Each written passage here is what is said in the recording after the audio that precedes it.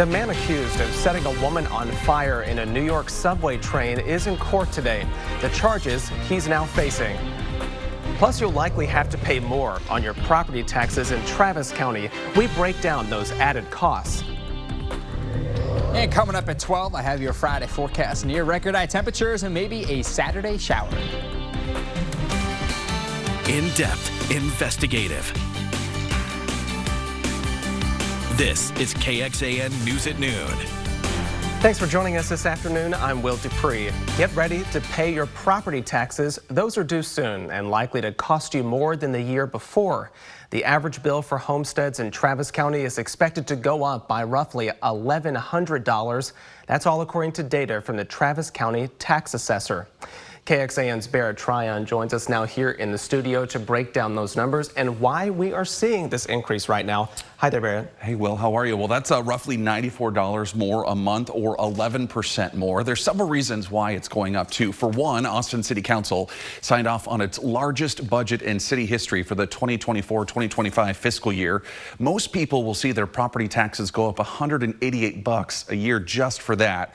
That budget included a 4% pay increase for civilian employees, millions for helping homeless people get off the streets, and staffing for new fire and EMS. Now, add on top of that, a tax rate increase approved by voters last month. That 2.5-cent tax rate increase will go toward creating new affordable child care. The average homeowner will see $125 more for just that alone. Voters also approving a tax rate increase for AISD. That's around $412 a year. That is supposed to help chip away a budget deficit the district is expecting next fiscal year. Last year, because of the what the legislature did in increasing the homestead exemption, most residential bills actually went down. Property tax bills are now in the mail. If you have not received it yet, you can find those online. We've got a link to do that on KXAN.com inside the story.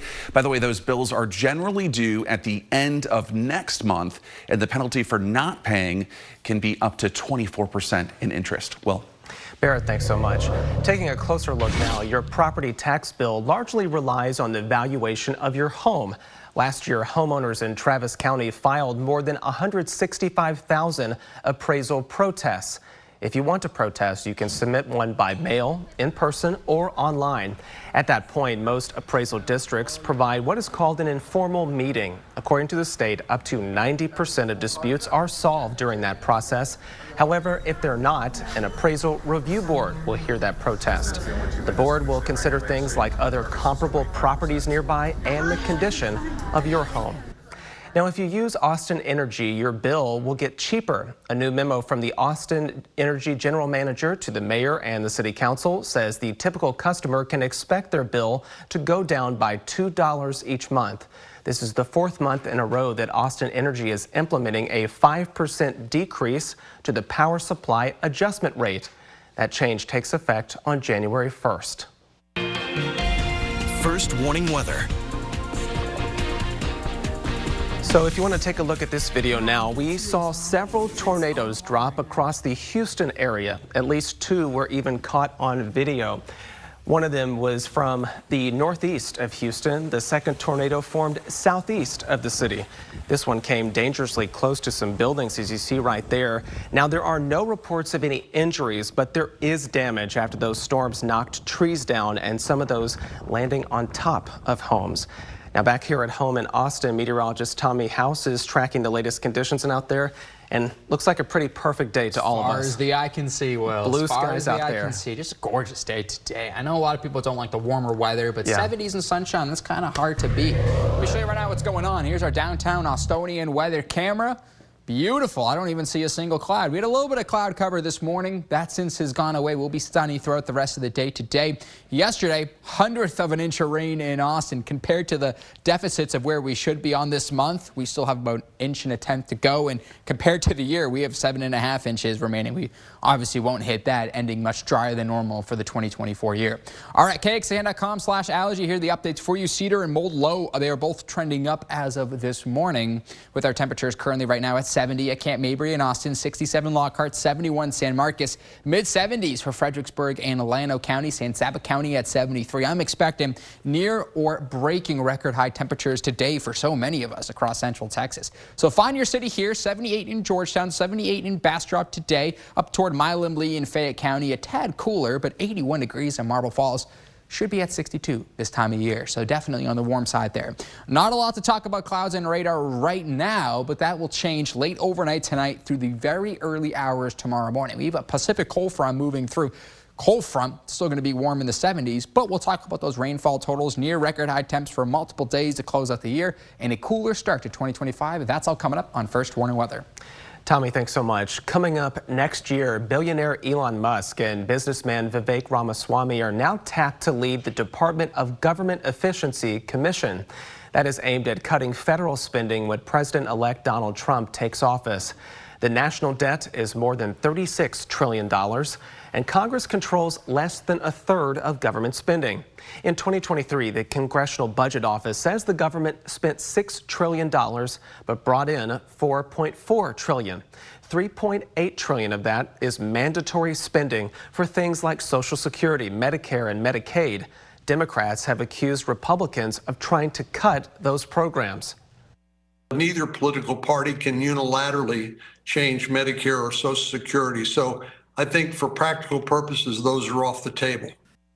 Republicans, meanwhile, are saying they can find other things to cut in federal spending. Former presidential candidate and author Marianne Williamson has launched her bid to lead the Democratic National Committee. Williamson said that she is running because she believes she can, quote, bring a level of expertise to the process. Williamson is the latest candidate and the first woman to jump into the race to succeed the outgoing chairman, Jamie Harrison. The man accused of setting a woman on fire in New York has a court hearing today. Meanwhile, community leaders had held a vigil for her on Thursday.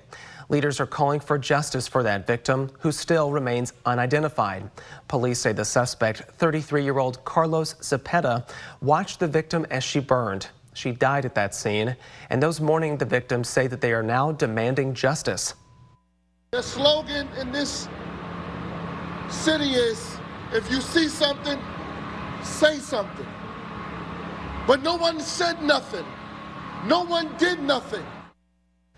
Today, Zepeda has been indicted on state charges in that woman's death. Federal immigration officials say that he is from Guatemala and entered the U.S. illegally. He was initially charged on 2 counts of murder and 1 count of arson. Zepeda told investigators he drinks a lot and did not know what happened. His attorney has not commented on that case. Meanwhile, a new bill proposed here in Texas could regulate artificial intelligence in the state. As KXAN's Sarah Alsha explains, the bill would establish oversight of AI. House Bill 1709, also known as the Texas Responsible Artificial Intelligence Governance Act, filed by a Republican state representative for the upcoming legislative session. The measure includes proposals like require companies to disclose their AI usage, strengthen safeguards to protect personal data used in AI systems, and establish guidelines to prevent bias, discrimination, and misuse of AI technologies. If you just let AI run untethered, it does become biased because information that it scans is biased. And so that's why it's really important to understand, how is it trained? What is it trained with? Matt Rosen is the CEO and founder of Aleda, a technology consulting firm that helps automate companies through AI. Organizations are coming to us because they're trying to figure out, what should we do with it? How should we use it?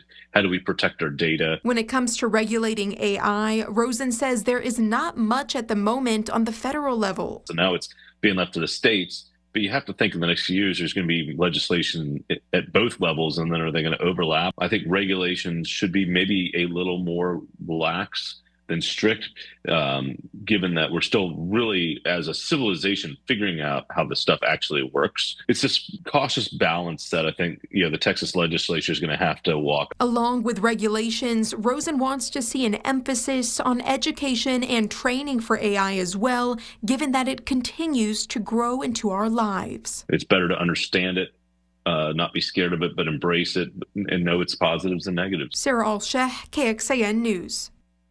For businesses in their testing phase of AI operations, the bill would allow for temporary regulatory exemptions during that time. Now, on the national level, Texas Senator Ted Cruz is part of a bipartisan effort to pass the Take It Down Act. That bill would criminalize the publication of non-consensual intimate imagery, including AI-generated or altered images, often known as deepfake pornography. The bill is awaiting a vote in the U.S. House. Welcome back, everyone, and good Friday afternoon. We're showing you a live look right now atop the KXAN studio. What a gorgeous view of downtown Austin right now. A couple cranes there with some more development happening in our beautiful city. And we're going to update you about what's in store for your weekend forecast coming up in just a few moments. Now, next week, Texas is taking on Arizona State in the Peach Bowl for the college football playoffs. A big question, though, what about Bevo? The Peach Bowl's president and CEO says that he keeps getting questions about why the beloved real-life mascot has been banned from the game. When I was at the game on Saturday, the security for Bevo came up and asked me. The guy that runs the Bevo format came up and asked me. The guy's wife that runs Bevo came up and asked me. And then all the guys that were around handling Bevo asked me. So, yeah, it's I think that's a more relevant question for a lot of fans than the actual game, I think. Well, he says the decision to ban Bevo is all about safety. But I do apologize to all the Texas fans for not having Bevo at the game. The sidelines at Mercedes-Benz are really tight with the jib cameras that drive up and down from ESPN on the sidelines, with the cheerleaders, with the photographers, with the teams and you know, their staffs that are on the sidelines. It's just really difficult to fit Bevo in there. Now, you may remember the nearly 2,000-pound Longhorn also was not allowed at the SEC championship game earlier this month. The Peach Bowl game is on New Year's Day in Atlanta, so the Longhorns will be headed there without Bevo, but maybe he'll be there in spirit, obviously. But, you know, it seems like he gets allowed at other games, so maybe why not this one? But I get the space limit. He's a big guy, but still, it'd be nice if he was there. Yeah, it's a tough situation. Yeah. It's a big mascot. SEC will have to get used to it, I guess, in the coming few years. For the future. Just for the future, we need him. Yeah. Well, weekend's looking nice. Yeah. Warm and sunny. Excited about that. Maybe some sunscreen if you're out and about. But overall, it's going to be just a pleasant next few days before a big cool down. 70 right now at Camp Mabry. Winds are light and variable out of the southwest. Humidity is dropping. Drier air is in place, and just about all of the Lone Star State is dealing with clear conditions at this hour. We're watching the record books pretty closely. I'm going with 79 for our forecast today. Back in 2021 and 1954, we reached 79. I think we honestly have a good chance of passing it as well. High temperatures today: find your city east of I-35, mid to upper 70, 77 in Rockdale, 75 in Cameron, 77 in Giddings, 81 Marble Falls. How about that? We should be at 62 this time of year.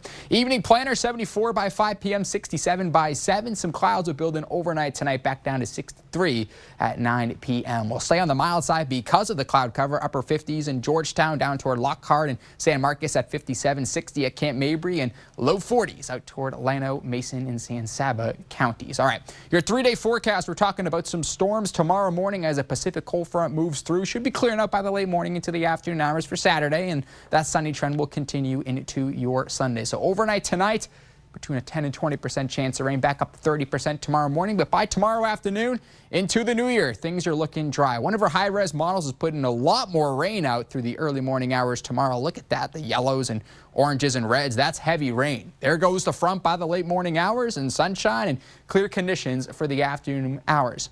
Another high-res model, a lot less rain. Look at this as it moves through. I mean, pretty much nothing overnight tonight. So somewhere in between there, that's where I'm looking. I keep looking into the model. Somewhere between a 1/10 of an inch to a 1/4 of an inch. Williamson County, Georgetown, north to Waco, and south to San Antonio, less than a 1/10 of an inch there. I think we'll have a little less rain than that first model put out. All right, we're going to stay warm, though. That's for certain. Look at the 10 to 20 degree above average contours. That dark red is warmer than normal. Pretty much all of the lower 48 today. How about tomorrow? Still warmer, pretty much the entire country with blowtorch-like conditions. That's what we like to call warm weather in the meteorology community. Tuesday into Wednesday, though, some cooler air will try to push its way back down to the southern plains. Will it reach us in central Texas? Well, 80s on Monday, Back down to the 60s Tuesday, Wednesday into Thursday. 79 today, mostly sunny skies, near record highs. Winds will be out of the southwest. Tonight, increase in clouds will stay on the mild side. Your first warning weather 70 forecast. We'll have some rain tomorrow morning, but then we'll clear out. 76 for Sunday, 82. That's warm. On Monday, New Year's Eve, 68, 60 to kick off 2025. Welcome back, everybody. If you are looking for a new place to live, right now may be a good time to find a deal on an apartment. Recent analysis from Redfin showed that Austin had the biggest drop year over year in rent prices. As of November, the median asking rent price in Austin is just over $1,400. That's down more than 12% since November 2023. Here to talk to us about why that may be happening is Cindy Reed with the real estate software company MRI Software. Cindy, thanks so much for joining us. We appreciate it. Thank you. I'm happy to be here. You have looked at these numbers very closely. You know them well. So we mentioned what Redfin found in their analysis. Right. What have you seen in terms of how much people are now paying for apartments, houses they can rent, things like that? Well, the average rental rate in Austin right now is at $1,456. And that is down 5% since the first of the year. So we're seeing prices still drop. Last year we saw a decrease of less than that, probably more like 4.5. So, you know, it's been a rough year. Yeah. You know, this whole cycle of construction and rental rate drops and occupancy drops, it all started back in 21. I call that the year of extreme. That's when we saw rental rates climb to 25% higher than what we were paying in 1 year's time. So many of us in this building felt that too. Yes, it really was tough on everybody. And during that time, developers just really swarmed Austin and started buying up land to start building when you have that kind of revenue growth and occupancy growth. So they started building in 21, and then all of those properties started getting delivered last year in 2023. And so in 2023, we saw about 90 new properties here. About 25,000 new units showed up in 2023. We weren't able to absorb all of those. And now 24 rolls around, and we just delivered another 30,000 units. And our absorption rate was more around 18,000 of those. So you're continuously seeing the occupancy fall. We're down to 84% in Austin. Okay. And you've seen a 5% decrease in price. Rental concessions. For the viewers out there that are renting apartments, now's your time, because we're seeing an average of anywhere between 6 to 8 weeks free on some of this new development. So, what they're trying to get is a tenant to move in there. Exactly. Yeah. So property management companies, they're managing these properties and trying to lease them up, and for them to be considered stabilized, they need to be around 90% occupied. Close to total occupancy. Close to total occupancy. Wow. And those 90 properties that opened in 23 are sitting on an average at around 79%. So we're still seeing some of those from 23 trying to fill up. And the ones that have opened in 24 are only like 30% occupied so far. So 2025 is going to be a year where we hope we're going to have enough absorption to fill a lot of these vacancies. And that is really driven by job growth, because we look at those job growth numbers to see, and I think it's going to be somewhere around 2% is what I'm hearing. And that's just not high enough of a job growth to fill all of these up. We hope that we can get that job growth number up and start filling them. To boost that as well. Right. You mentioned the development of all these different apartment complexes. It seems like no matter where you go in any part of our viewing area, even outside of Austin, there are new complexes being built all the time. Right. What does that look like for 2025? Because, we're seeing these pop up. Do you feel like there will be more development coming or a slowdown? What's your expectation? Well, we track that, so we know exactly what's coming up out of the ground, and we know what's proposed. And so in 2025, we're seeing about another 15,000 units coming up. So that's half of what we delivered in 24, which will, stop some of this major impact. But it is still 15,000 units coming up out of the ground and being delivered to us. So we anticipate to see occupancy fall maybe from 84 to 83, maybe. We see the concessions continuing, and so it's a good time to rent and to get some good deals out there. I think that may be the message for people out there. Ultimately, this benefits you if you are looking for a new place to move. Yes, and depending upon the submarket, I I track all the submarkets to see where the hot spots are. Sure. And we're seeing the majority of construction and absorption happening in what we're calling the outlying metro areas. Okay, so outside of Austin. Outside of the core city. And you see a lot of development there. You're going to see much better pricing because it's less expensive to move further out and you know, to rent, just like if you were to buy a home. Same thing. So outlying metro areas, San Marcos, Kyle, and Buda is another hot market right now where you're going to see there's been about a 5% decrease in pricing there. They're only 79% occupied on average, so you'll get some good deals there. And then everybody always wants to hear about downtown, of course. Yes. Downtown, we have 3,600 units being leased up and being delivered. So they're at 89% occupied, so you're going to see there's been about a 4% decrease in pricing to live downtown. Very important to remember out there. I hope anybody who is looking for a place to live keeps this in mind. But Cindy Reed, we appreciate you joining us, and I'm hoping that we'll bring you back at some point to talk about maybe where 2025 ends up going. I'd love it. Thank you. That'd be great. Thanks so much again for being with us. You're we welcome. appreciate it. Thank you. In-depth, investigative. This is KXAN News at Noon. Welcome back, and thanks again for joining us here. I'm Will Dupree. People living in Leander will soon have to start saving more water. The city is about to move to Phase 4 restrictions on Monday as a wastewater treatment plant gets some upgrades. According to the city, the plant will be shut down until January 13th. Once that work is complete, Leander's water treatment capacity will increase by 12 million gallons of water per day. So you may be wondering, what does this mean if you live there while this expansion is happening? The city says that outdoor watering is not allowed, and it's recommending that you turn off your irrigation system. Also, check your own pipes for leaks and minimize usage as much as you can. Only use water for essentials like bathing, drinking, or cleaning.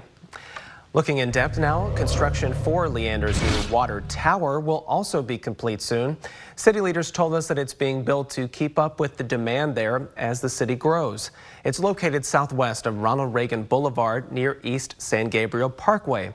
That new tower will help move water from the east side of the community to the west side. It will hold more than 1 million gallons of water. Meanwhile, the city of Hutto announced that it will be moving from Stage 2 to Stage 1 water conservation efforts. Effective today, the city says this is due to improved water supply conditions. This means that inside Hutto now, swimming pool filling and vehicle washing are no longer restricted. Restaurants may serve water without a patron request. Water may be used to wash down buildings, driveways, sidewalks, and hard surface areas, or to flush out the gutters. The city says if they raise the restrictions, however, these changes could be reversed. First warning weather. As we come up on 12:33 this afternoon, we're showing you a live look from out and about in our area. Some gorgeous blue skies out there, temperatures warming up nicely as well. Tommy, I'm looking at the temperature gauge there. It looks like we're in the upper 60s. So and a very nice afternoon ahead for us. Yeah, our normal high is 62, Will, so we're already above that, and it's 12:33, so temps are about to climb to near 80 this afternoon. Granite Shoals, again, blue skies. Look at that, not a single cloud picked up. This is courtesy of Whittlesey Landscape and Supplies. A few cars out and about in some of these smaller streets. Currently at the airport, upper 60s, winds out of the southwest 5 to 10 miles per hour. Mostly sunny. Will stay sunny throughout the day today. This was your solar forecast. We had some cloud cover earlier between 8, 9, 10 o'clock. We were dry and then nothing but sunshine to close out the day. And it's going to be a little bit rainy Saturday morning, but I think by the afternoon hours, we're all going to be just as sunny as we are right now. So no need to cancel those reservations or outdoor plans for tomorrow afternoon. Temp check right now, we're already mid-70s toward Gillespie, Dripping Springs, Llano County, San Saba, Lampasas, Mason, Hill Country, much warmer, still upper 60s, and a few sprinkled in low 70s east of I-35, gusting up to 25 miles per hour, too. This isn't a crazy wind gust. I don't need to secure the Christmas decorations, but still you're going to feel the breeze when you're out and about. Clouds and radar, we're going to stay crystal clear today. Clouds increasing overnight, though. Rain chances picking back up early tomorrow morning as the Pacific cold front moves through. We'll talk about the impacts for that and updated rainfall totals in just a bit. Near record highs, that trend will continue. Will we break a record high today? It's looking possible, but cooler start to 2025. I'll share those temperatures in just a bit. Tommy, thanks so much. A pet food company recalled a batch of one of its products after the Oregon Department of Agriculture blamed it on the death of a house cat. That raw food possibly got contaminated with bird flu. The case prompted Northwest Naturals to recall a batch of its feline turkey recipe product. It told customers that across 12 states to toss any 2-pound frozen bags with sell-by dates in May or June of 2026. Experts say this strain of avian flu can be deadly to mammals, and cats are especially vulnerable. The most common thing is if you have an indoor cat, is keep them indoors. You have eliminated the majority of the sources there. Also, you do not want the raw foods that we hear out there. Health authorities in Los Angeles are still investigating the death of 2 cats linked to bird flu in raw milk as well. Now, there are still some questions out there surrounding how a person managed to board a Delta flight without a ticket at the Seattle-Tacoma International Airport on Christmas Eve. A TSA spokesperson says the stowaway went through a checkpoint Monday night, but somehow avoided an ID check. Delta confirmed they got past a gate the next day and onto the plane without a ticket. It's still unclear how that person managed to go undetected.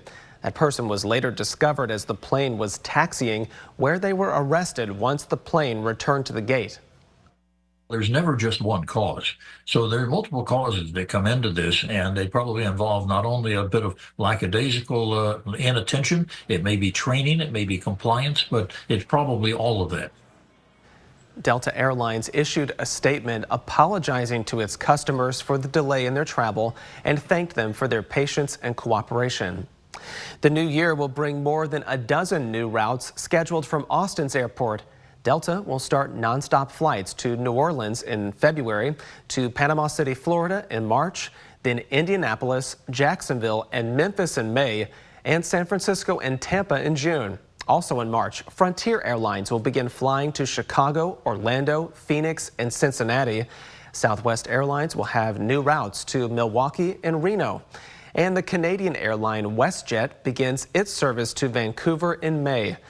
Some new flights are seasonal, though, so pay attention to that, while others are available year-round. We have a breakdown for you on KXAN.com.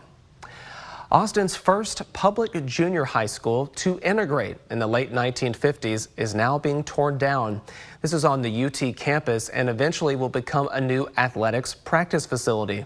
KXAN's Nabil Ramadna spoke with some former students who say they're sad to see this go.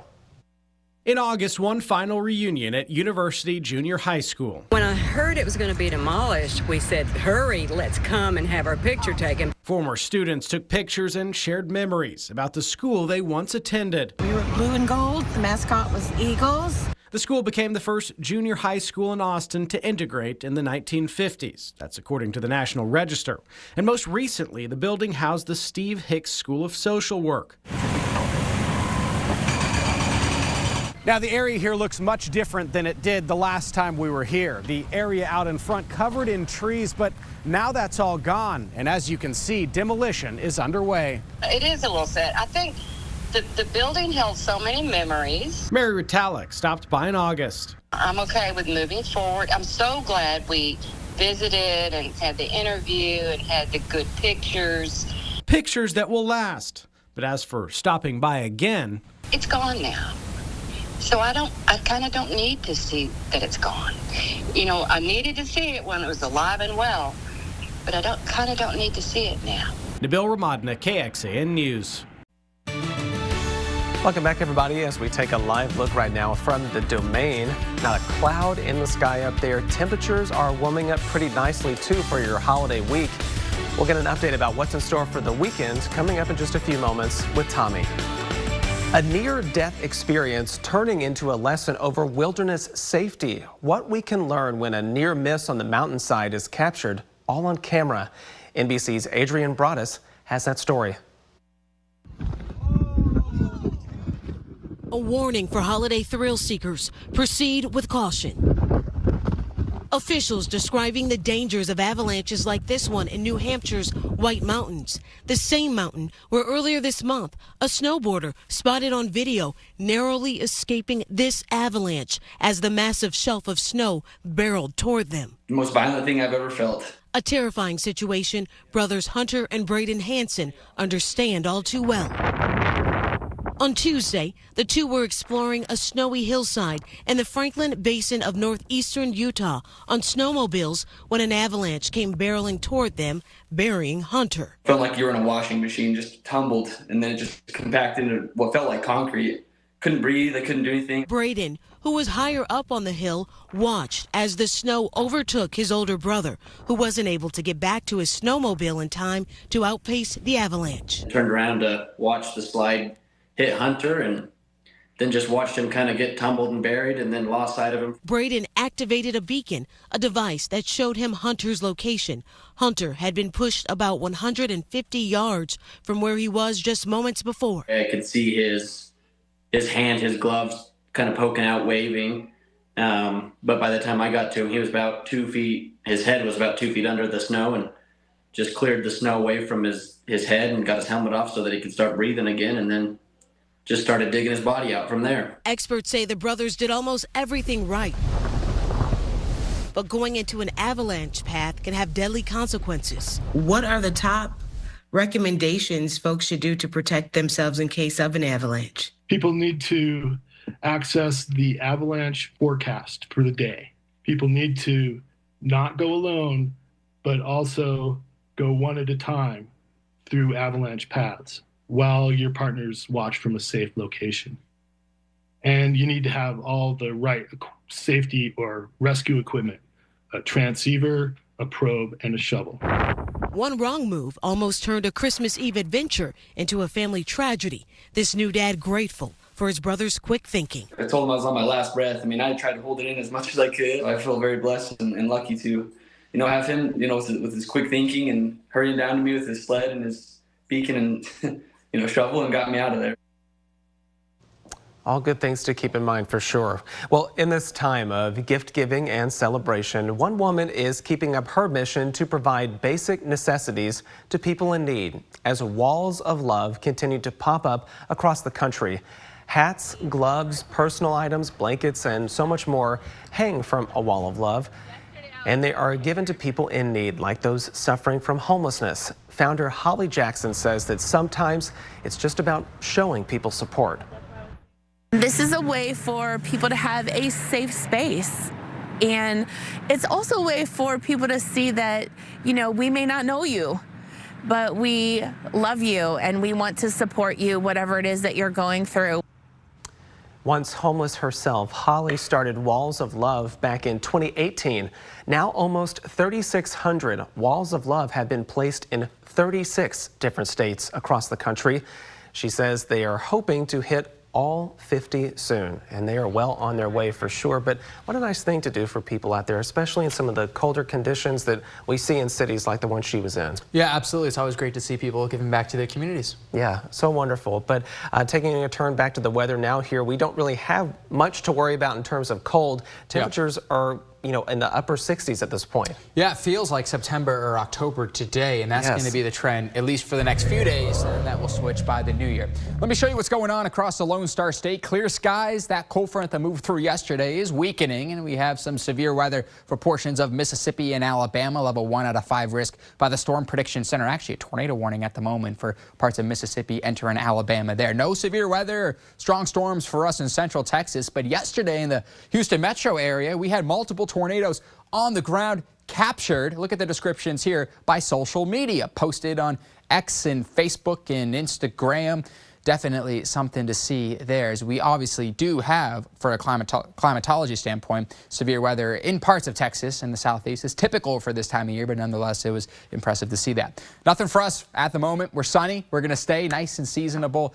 Not today, though. Different case. 79 high temperature. That's my forecast. We'll stay near that record high, if not surpass it by the afternoon hour. Set back in 1954 and 2021 there. So unseasonable warmth. That is the name of the game today through the weekend. 79 for a high temperature in Austin, 79 in Georgetown, 81 in Marble Falls, 80 in Llano today, winds will be out of the west at 5 to 10 miles per hour. Should be at 62 this time of year, so we'll stay on the warm side. Tonight, back down to the low 60s and upper 50s, 55 in Cameron, 59 in LaGrange, 60 in Austin, maybe mid-50s, low 50s out toward Llano County there. So we'll start off about 10 to 15 degrees warmer than where we should be, and that will carry on Saturday into Sunday. Maybe some storms early for your Saturday morning. We'll talk about it right now. Rain chances, I bumped them up to 40% about 5-10 minutes ago because I honestly think we could be getting a good shower in our area. But past that, through the afternoon into the end of the new year, we're going to be dealing with temperatures that are staying warmer, and then also we're going to be dry. All right, here's how it looks in a high-res model. Let me paint a picture for you. This is the graph model early tomorrow as our Pacific cold front moves through. Elevated rain chances will continue to push from San Marcos up toward Waco. Heavy rain in those oranges and reds there picked up on this one particular model as it slides its way on by. Notice by around 10:30, 11, some pretty heavy rain for Bastrop up to Rockdale, Milam, Lee, down toward Fayette County. But then we'll be clearing out by 11, 12 o'clock into the afternoon. Clear skies will take over, and that will most likely be that case. All right, HRRR model, another high-res model, a lot less. Look at this. I mean, just putting out a few sprinkles around our area. Not much rain to see at all. Much earlier timing, too. So these are the two high-resolution models I'm looking at. Kind of somewhere in between looking at rainfall totals. So I actually lowered the 1/4 of an inch to 1 inch back down to Georgetown and Williamson County. 1/10 of an inch to 1/4 of an inch for Travis County, Georgetown, Round Rock down toward Blanco and Trippin Springs, and less than 1/10 of an inch down toward the San Antonio metro area. Again, talking about the warmth that I just mentioned. That above average red sticking around. That's Saturday, Sunday. Here comes some cooler air Monday into Tuesday, just in time for the new year. So look at this. Here's the first Warning Weather 7-day forecast. 70s and 80s sticking around for the time being. 82 on Monday, and then 68 on New Year's Eve. There's the cold front moving through Monday into Tuesday, and then 60 degrees on Wednesday. A much more seasonable start to 2025. For retailers, the busy season does not end on Christmas Day. In fact, there is no sign of a slowdown. The difference now, customers are not buying, they're returning things. According to Salesforce data, holiday shoppers spent an estimated $281 billion online this year. That's a record-breaking number. However, some trends like the try-on haul could be hurting retail's bottom line. They buy a lot, they try it on, and then they send back what they don't want, which ultimately what we saw for the season was a 36% year-over-year increase in return rates this season, which not great news for the retailer. While it may have been a record-breaking holiday for sales, some experts warn the uptick in returns could end up costing consumers more as those retailers push to get the revenue back. And before we go, one more nice story out there. Not everyone got to go home for Christmas, and for some dogs in Oregon, they got a special treat to make up for not yet finding their forever home. The Bring Treats for Dogs food truck in Portland brought pupcakes for all the dogs at the Oregon Humane Society. The Oregon Humane Society says that the organization has been donating these treats to both locations and continues to only use natural ingredients safe to all the animals there. And as you can see, they love that. That's yeah, so cute. they do. I love to see that when, you know, they just get a treat themselves too. We love those dogs, but I'm really hoping they'll find that home. The pupcake is great, but heartwarming. Let's give them a home too. My dog, I like to give him these cubes of cheddar cheese. He's a huge cheese fan. He's a big cheese fan. Cheese fan. Ours got this candy cane dog toy that's really tough, but it almost looks like a pillow. So sometimes we put it just on the couch and it looks like an extra pillow there. But it's really just a dog toy, and she really loves it. Oh, I just love dogs. Yeah, I love them. And it would be a great day if you're, heading out. If you if you're off work today, spend some time outside. First of all, we're jealous. May I just add that if you're off work walking your dog, that's the dream. Yeah, we won't be too. We're just encouraging you. Please go outside. It's Please so nice. go outside. It doesn't get better than this. So unless you really want the cold. I mean, upper 70s and 80s, near record highs, but we'll get the cold next Wednesday. We'll start 2025 on the cooler side, 60 by then. But also, one more thing to add real quickly. Saturday morning, that's tomorrow. Between, let's say, 7 a.m. and 10 a.m., let's have the umbrella and rain jacket ready, because we have a chance for some rain and some thunderstorms. Now, are my eyes deceiving me? Do I need to get them checked? That was 80 degrees coming up too, right? Yeah, I mean, we might hit 80 even today, tomorrow, and Monday. 82 on Monday. And those records set back in 1950s for today and also on Monday. And it was close to the record. What, on Monday, right? Monday, we'll probably get close to it, and then also today. Oh my gosh. Okay. A lot of records. Put the shorts on, get out there and enjoy the sunshine. Tommy, thank you. And thank you all for watching here at noon. We will see you back here in about 30 minutes with another update. Enjoy the rest of your afternoon and your weekend. Take care.